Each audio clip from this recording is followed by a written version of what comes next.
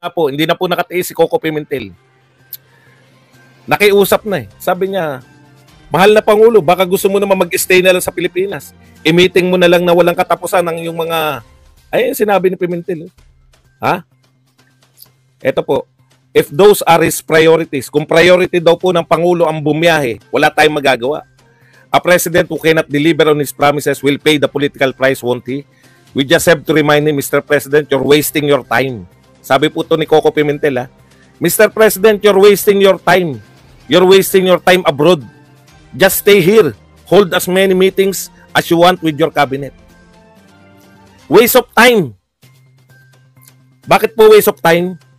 Mas malaki po yung pumasok na direct foreign investment sa isang Pangulo na sabi nga nila kay Pangulong Duterte nun, tutulog-tulog lang sa Malacanang, di ba? Pero mas malaki po yung foreign investment. Wala pong, akala nyo walang ginagawa. Magtrabaho po kayo bilang Pangulo. Yan po sabi ni Coco Pimentel. Wala po kayong nahihita. Mas malaki po yung pumapasok na foreign direct investment doon sa Pangulo na nasa Pilipinas na nagtatrabaho, nakikita ng mga foreigners na okay to, nagbi-build. Ngayon po, sa kasawiang palad, walang maipagmalaking build.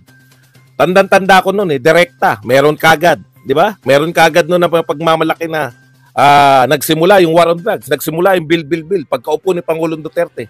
Ngayon po, ano po ang pagmamalaki? May pumasok na pledges.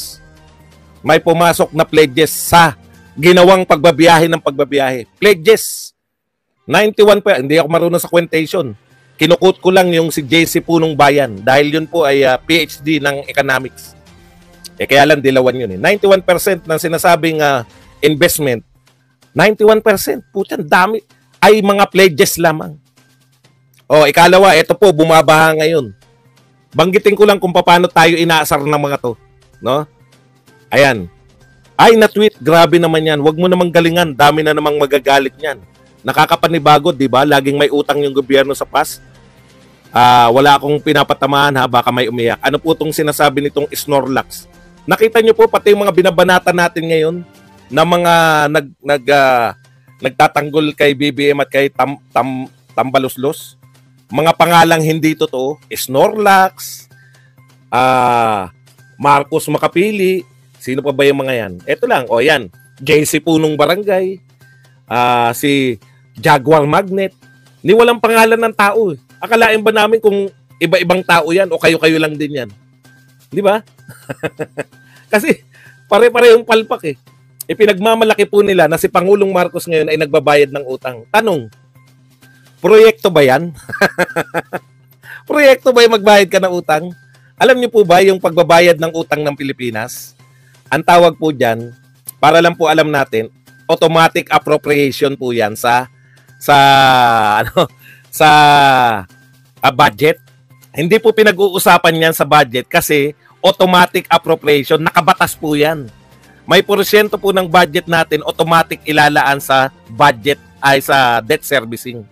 Kailan pa po naging proyekto at kinakailangan nyo may pagmalaki yung pagbabayad ng utang? Yung po bang si Pangulong Duterte hindi nagbayad ng utang? Nagbayad po. Yung po si Pinoy hindi nagbayad ng utang? Nagbayad po. Yung po si Gloria hindi nagbayad ng utang? Nagbayad po. Anong pinagmamalaki? Wala nga may pagmalaki. Walang proyekto, kaya pati yung pagbabayad lang ng utang, papalabasin nila na magandang proyekto ni BBM. Nakakahiya po ang gobyernong ito. Ipagmalaki niyo po yung mga nagawa, hindi po yung ginawa ng lahat ng Pangulo. Wala po nag-war on drugs eh. Pinagmalaki natin na nag-war on drugs si Pangulong Duterte. Wala nag-build.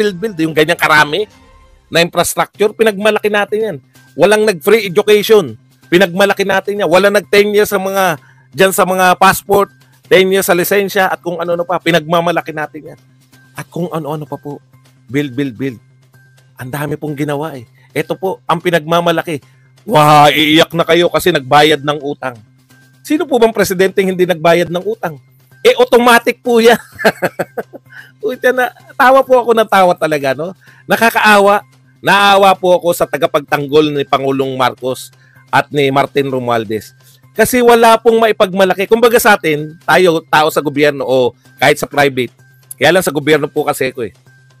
Ibig sabihin po, pag nangutang ka sa GSIS, automatic deduction.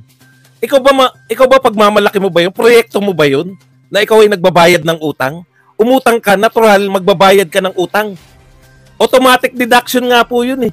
Hindi nga po inutos ni Pangulong Duterte, ni Pangulong Marcos yun eh.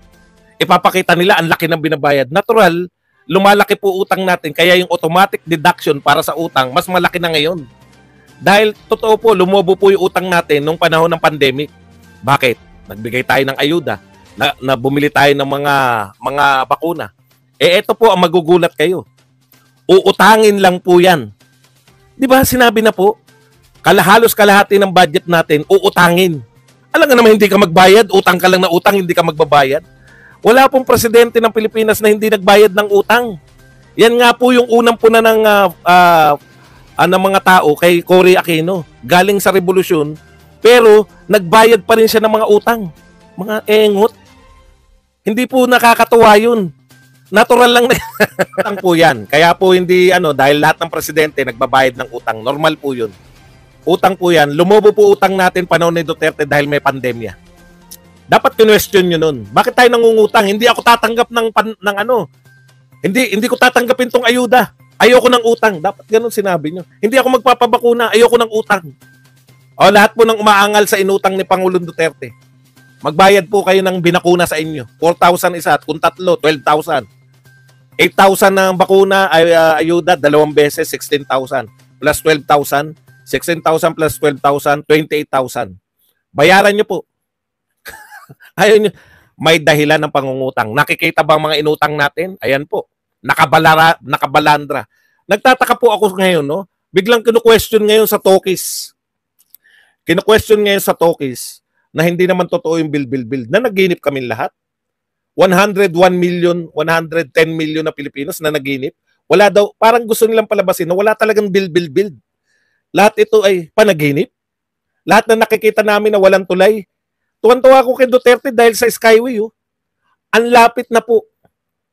Lumuwas. Ang bilis lang po lumuwas. Yung pag ako nag-vlogs, saglit lang kayong pagbabayad ng utang. Kung yan lang po, at sisiraan na yung Duterte, yari tayo dyan.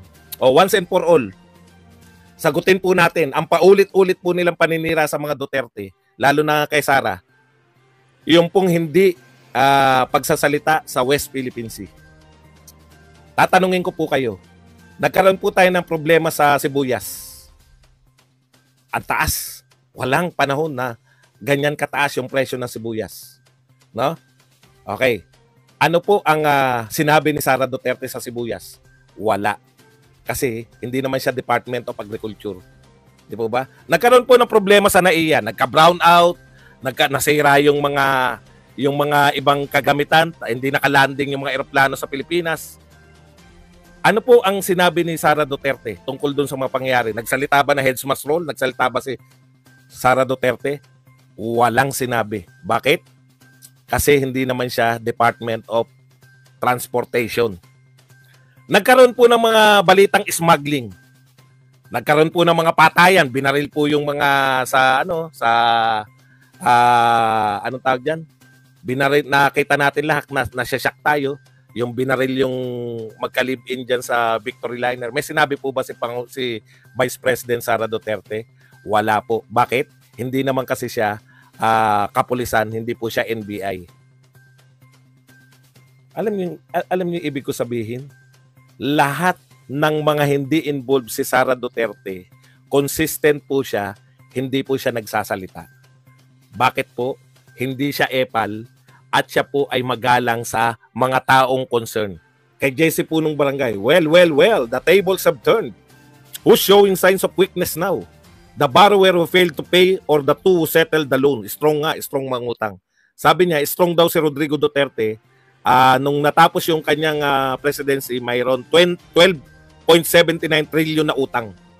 Tandaan nyo Tandaan nyo itong sinabi ng supporter ni BBM 12.79 trillion, minamasama niya.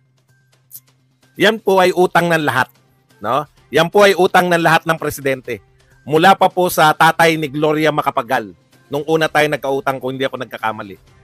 Utang po yan. Kaya po hindi, dahil lahat ng presidente nagbabayad ng utang. Normal po yun.